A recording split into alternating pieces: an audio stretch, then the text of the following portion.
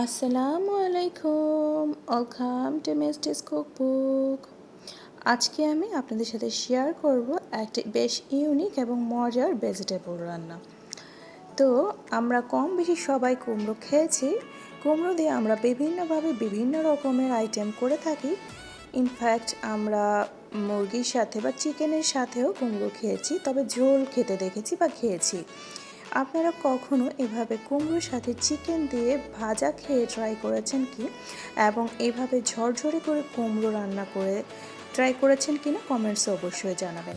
তো আমি কিভাবে কুমড়োর সাথে চিকেন দিয়ে এভাবে ঝরঝরে করে কুক করছি সেই রেসিপিটাই আপনাদের সাথে এখন শেয়ার করব। তো এখানে আমার যা যা লাগছে নিয়ে নিয়েছি পেঁয়াজগুলোকে এভাবে কেটে আমরা যেভাবে চাইনিজ ভেজিটেবলের জন্য কাটি, নিয়ে নিয়েছি গ্রিন চিলি, নিয়ে নিয়েছি এখানে রসুন এবং কুমড়োগুলো কেটে নিয়েছি। কুমড়োগুলো নর্মালি আমরা যেভাবে কাটি সেভাবেই কেটেছি, তবে একটু চিকন করে, আমি একটু সরু করে কেটেছি। তো এখানে চিকেনের সাথে আমি সমস্ত গরম মশলা এবং আদা রসুন পরিমাণ মতো লবণ দিয়ে এটাকে প্রপারলি আমি বয়েল করে নেব এবং পানিটা আমি শুকিয়ে ফেলবো। তো এখানে আমি নিয়ে নিয়েছি কেটে রাখা কুমড়োগুলো। এখন আমি এখানে একে একে অ্যাড করব সমস্ত স্পাইসেস। আমি এখানে খুব বেশি কিছু অ্যাড করব না।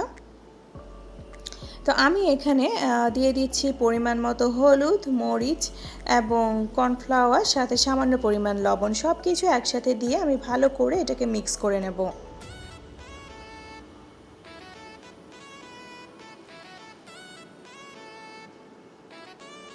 তো এখানে দিয়ে দিয়েছি আমি পরিমাণ মতো হলুদ গুঁড়ো, দিয়ে দিচ্ছি পরিমাণ মতো মরিচ গুঁড়ো, লবণ এবং এখানে আমি দিয়ে দিব কর্নফ্লাওয়ার। তো সব কিছু একসাথে দিয়ে আমি এখানে ভালো করে মিক্স করে নেব। তবে এটাকে আমি হাতে মিক্স করব না, একটু ঝাঁকিয়ে, বলটাকে একটু ঝাঁকিয়ে আমি এটাকে মিক্স করে নেব।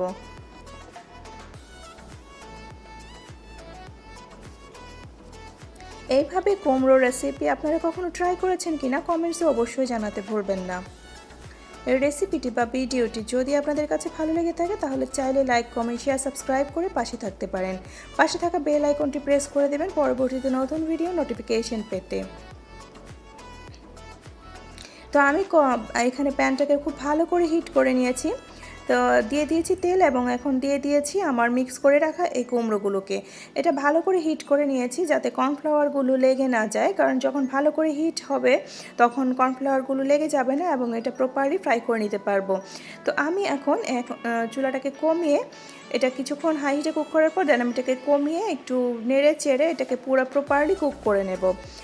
আমরা যেভাবে চিকেন ফ্রাই করি বা অন্যান্য যে কোনো কিছু আমরা যেভাবে ফ্রাই করি অ্যাজ ইট ইজ এটা প্রপারলি আমি কুক করে নেব এখানেই। যারা অলরেডি আমার চ্যানেলটাকে সাবস্ক্রাইব করে আমার পাশে আছেন তাদের প্রতি আমি অসংখ্য কৃতজ্ঞ, আন্তরিক ধন্যবাদ এবং শুভেচ্ছা। যারা প্রতিনিয়ত সুন্দর সুন্দর কমেন্টস করে আমাকে অনুপ্রাণিত করছেন তাদেরকে জানাই অসংখ্য আন্তরিক ধন্যবাদ, শুভেচ্ছা এবং শুভকামনা। তো এই পর্যায়ে আমি এগুলোকে নেড়ে চেড়ে একটু লো হিটে ভেজে নিচ্ছি এবং এটাকে প্রপারলি আমি কুক করে নেব। যারা আজকে আমার চ্যানেলে নতুন ভিজিট করছেন বা আমার এই রেসিপিটি ভিডিওটি দেখছেন তাদের কাছে যদি আমার এই রেসিপিটি বা ভিডিওটি ভালো লেগে থাকে তাহলে চাইলে লাইক, কমেন্ট, শেয়ার, সাবস্ক্রাইব করে পাশে থাকতে পারেন। পাশে থাকা বেল আইকনটি প্রেস করে দিতে পারেন পরবর্তীতে নতুন ভিডিও নোটিফিকেশন পেতে। আমিও পরবর্তীতে অবশ্যই সময় সুযোগ মতো এবং নির্দিষ্ট সময় পর পৌঁছে যাব আপনাদের চ্যানেলে। তো এখানে আমি এটাকে নেড়ে চেড়ে অনেকটা সময় ধরে প্রপারলি কুক করে নিচ্ছি এবং দেখতেই পাচ্ছেন একটাও লেগে যায়নি বা ধরে যায়নি, একটার সাথেও লেগে যায়নি।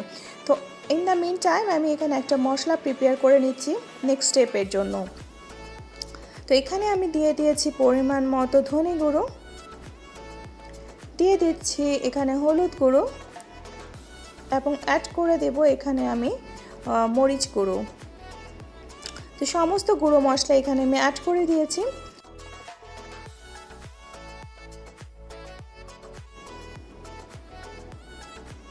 এই পর্যায়ে আমি এখানে দিয়ে দিচ্ছি সামান্য পরিমাণ টমেটো কেচাপ। তো আপনারা এখানে চাইলে টমেটো সস বা অন্য যে কোনো হট চিলি সস চাইলে ইউজ করতে পারেন অথবা স্কিপও করতে পারেন।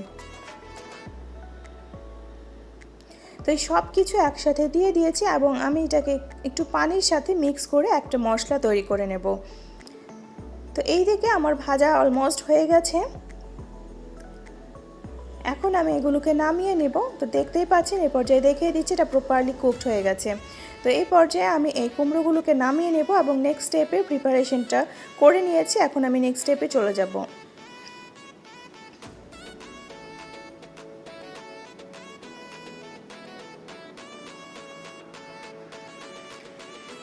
আমি এখানে সমস্ত গরম মশলা দিয়ে দিয়েছি। দারচিনি, এলাচ, তেজপাতা এবং দিয়েছি আস্ত রসুনের কোয়া এবং কিছুটা জিরে।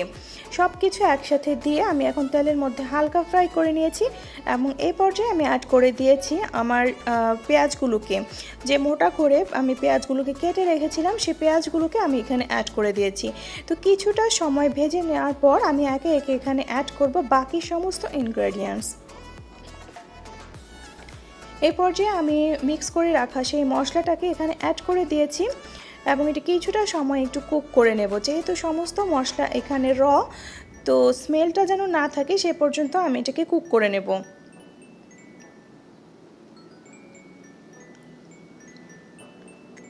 এভাবে নেড়ে চেড়ে কিছুক্ষণ কুক করার পর আমি নেক্সট স্টেপে চলে যাব। তো আমরা তো বিভিন্নভাবেই ট্রাই করে থাকি কুমড়ো, তো এইভাবে একবার খেয়ে দেখতে পারেন। এটা অসম্ভব মজা হয় এবং স্বাদের তো অবশ্যই ভিন্নতা আনে এবং দেখতেও ভালো লাগে। তাছাড়া রুটি, পরোটা, লুচি অথবা ভাত যে কোনো কিছুর সাথে খুব ভালো যায়। তো এখানে আমি মাংসগুলোকে চিকেনগুলোকে ছাড়িয়ে নিয়েছি বোন থেকে, দেন কুমড়োগুলোকে ওখানে একসাথে রেখে দিয়েছি। তো আমি এটাকে নেড়ে চেড়ে কুক করে নিচ্ছি আনটিল এটার কাঁচা স্মেলটা চলে যায়। তো কাঁচা স্মেলটা চলে গেলে আমি এখানে অ্যাড করে দেবো ভেজে রাখা কুমড়ো এবং বয়েল করে রাখা চিকেনগুলোকে। তো এই পর্যায়ে আমি অ্যাড করে দিয়েছি চিকেন এবং কুমড়োগুলোকে। এখন আমি এটাকে কিছুক্ষণ নেড়ে চেড়ে দেন নামিয়ে নেব। তো এখানে বয়েল হবার কিছু নেই অথবা এখানে আমাকে ফ্রাই করারও কিছু নেই, সব কিছু প্রপারলি কুকড। আমি জাস্ট সমস্ত মশলার সাথে কিছুক্ষণ নেড়ে চেড়ে এটাকে একটু কুক করে নেব। সব কিছু ভালোভাবে এখানে মশলার সাথে মিক্স করে দেন এটাকে সার্ভ করে দেব।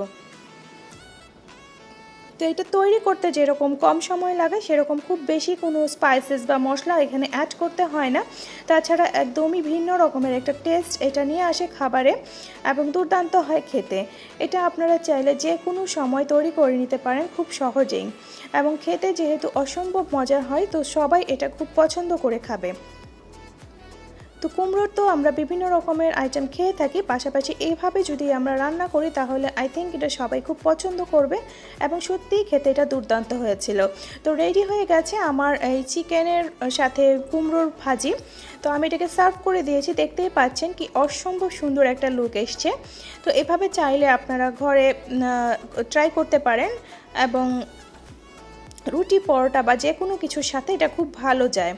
তো আমার এই রেসিপিটি বা ভিডিওটি যদি আপনাদের কাছে ভালো লেগে থাকে তাহলে লাইক, কমেন্ট, শেয়ার, সাবস্ক্রাইব করে পাশে থাকতে ভুলবেন না।